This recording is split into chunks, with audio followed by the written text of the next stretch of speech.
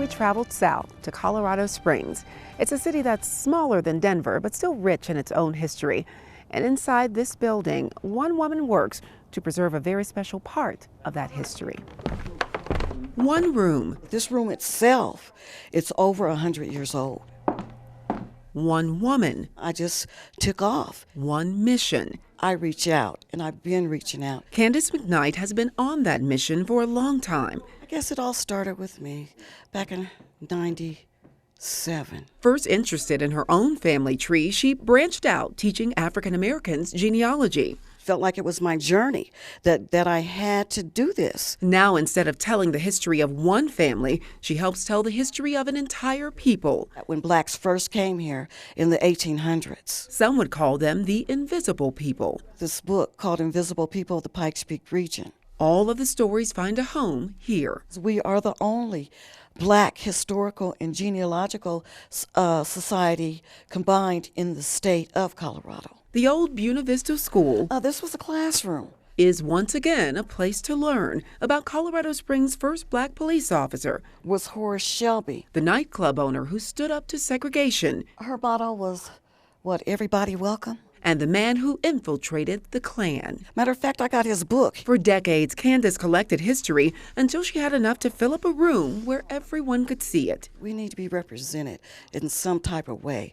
Our history needs to be here to stay, not just passing through, but it needs to be here. McKnight operates the small museum on an even smaller budget. God only knows. Most of what you see I finally brought you a flag. is donated. Right here is one of the original Tuskegee Airmen, and this is Norvell Simpson, and he was kind enough to give us and donate us his uniform. Giving and realizing how important it is to keep this door open. It's a lot of good Black history here in Colorado Springs, just taking out the time to get it down and to do it. Because inside one room, yeah, it's small, to have all this history in it. There are so many stories. We have over 2,000 Black history books. And one woman who makes sure those stories are preserved. I feel that this is my calling. This is my calling. With photojournalist Byron Reed. To Rhonda Thomas, 9 News.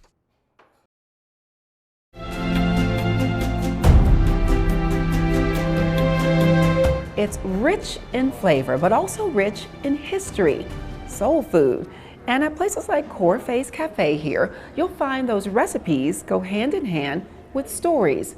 We met one person here in Denver who knows those stories better than anybody else. I think that's the power of tradition. Adrian Miller has a distinct title. I call myself the soul food scholar. Bet you didn't even know there was such a thing. And that's a self-appointed title. He's the perfect person to assist in the kitchen. And what's on the menu? Because for him, soul food is more than a flavor, it's a feeling. And to cook for someone else is an act of love. So when you make something, you're saying, I love you. Even if it's straight nasty, you still made the attempt, right? But he says that's not actually where the name soul food came from. But the earliest iteration of soul and food, like the joining of those words, is actually in Shakespeare's first play, The Two Gentlemen of Verona. And Julia says to Lucetta, "Oh, knowest thou not that his looks are my soul's food?" Wow, it does smell so good. Embarking on a quest to understand everything about the cuisine, Adrian became well-fed. So I did this national soul food tour. And well-read. I read about 500 cookbooks. I read about 3,000 interviews of former slaves. But slavery is not the sole origin of soul food. It's a fusion cuisine. It's West Africa, it's Western Europe, and it's also the Americas. Because we learned a lot from the indigenous people who were already here. I mean, cornbread, for example. Everything we know about cornmeal and cornbread came from Native Americans. Adrian has written an entire book dedicated to the stories and recipes. This is my mother's recipe. Yeah? If you actually look at the roots of soul food, it's actually quite healthy. Especially the greens. And I'm going to give you a greens test. Collard green. Yes! A lighter version with turkey is his recipe. Oh, and about those soul food recipes. I cannot tell you how many people would not give me their recipes. Sometimes because there may not be a recipe. So for the longest time, slaves were not allowed to read or right. The way African Americans kind of flip that is they've created a pride on being able to cook without looking at a recipe. I'm a very giving brother, so I share all of my recipes. But by the way, he's not a professional chef. He actually worked in the White House. I worked on something called the Initiative for One America. Now he researches the power of food to unify. Because when you come to the table and share a meal with someone, something magic happens. And it's amazing how something like a peach cobbler can connect the present to the past. So cobbler is a part of soul food because it harkens back to slavery days. I love a lot of crust. That's my favorite thing about it. The edge of the crust, like in the corner? Oh, the corner piece? Nice. Yet another lesson from the scholar with soul. So I just hope that people give soul food a lot more love. With photojournalist Byron Reed, Taronda Thomas, 9 News.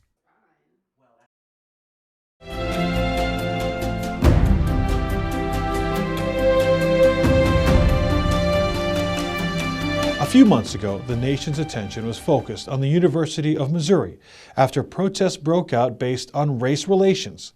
It was something supported by the football team and eventually led to the resignation of top university officials. But this isn't the first time something like this has happened. In 1969, it happened to Denver resident John Griffin and his teammates with a much different outcome.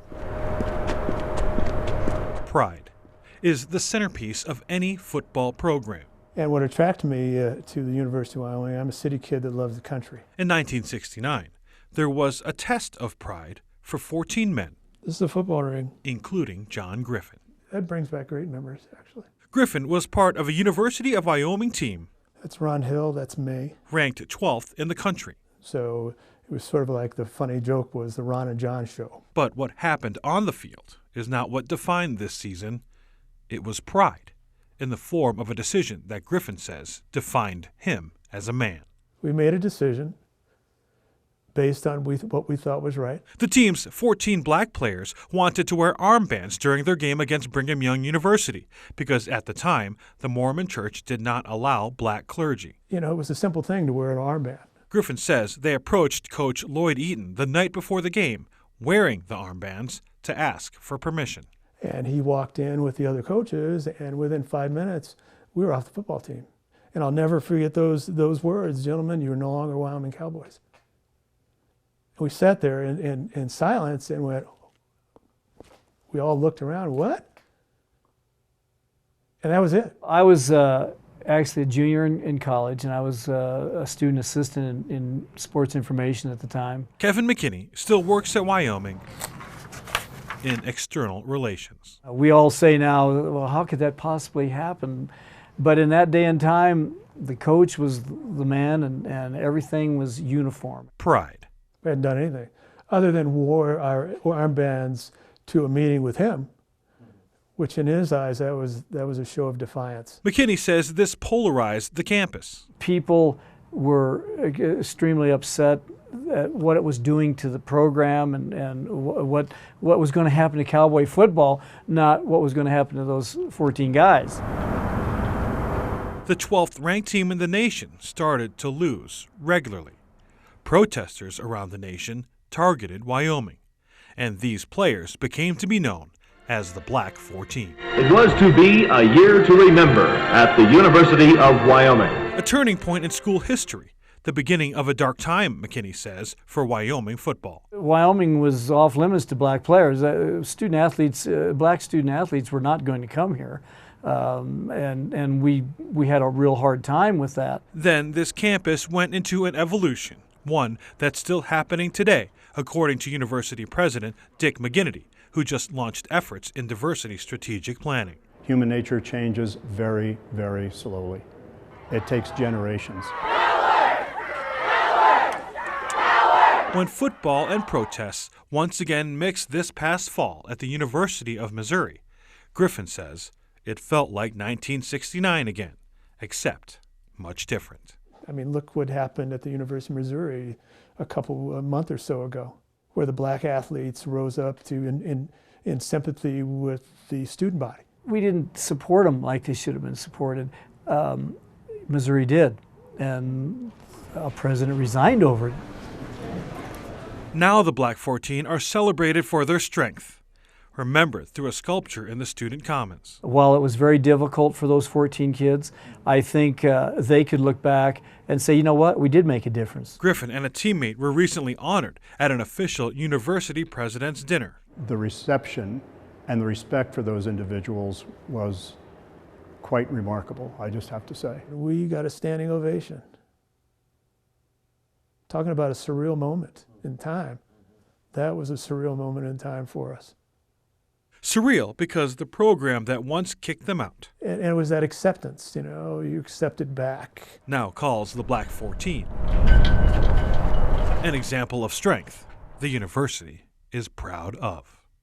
With photojournalist Byron Reed, Nelson Garcia, 9 News.